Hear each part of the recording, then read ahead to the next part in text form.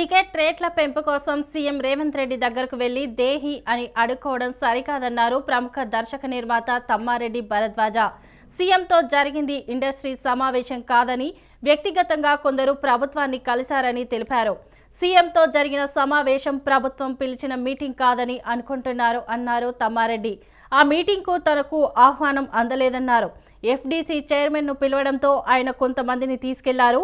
పుష్ప 2తో ఏర్పడిన గ్యాప్ పోయిందని, అల్లు అర్జున్ ఇష్యూ సెట్ అయిపోయిందన్నారు.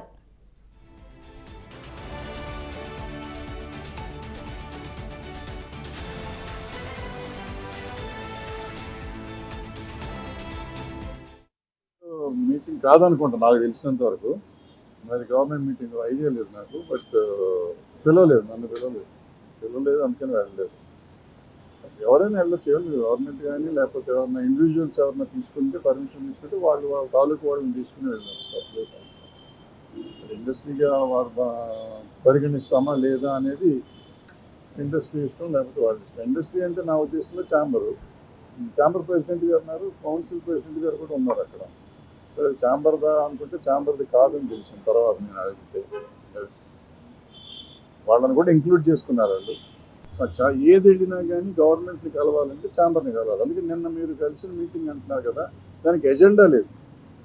దానికి ఒక ఎజెండా ఉందంటే ఛాంబర్ పెట్టినట్టుంది, అంటే మనం ఇండస్ట్రీ కలిసినట్టు.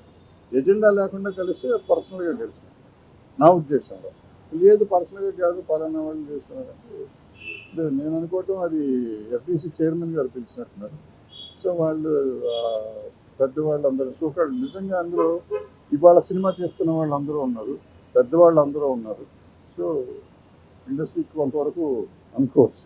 రన్నింగ్ ప్రొడ్యూసర్లు, రన్నింగ్ డైరెక్టర్లు, రన్నింగ్ యాక్టర్లు అందరూ ఉన్నారు.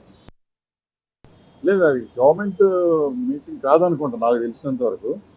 మరి గవర్నమెంట్ మీటింగ్ ఐడియా లేదు నాకు. బట్ పిలవలేదు, నన్ను పిలవలేదు అందుకని వెళ్ళలేదు.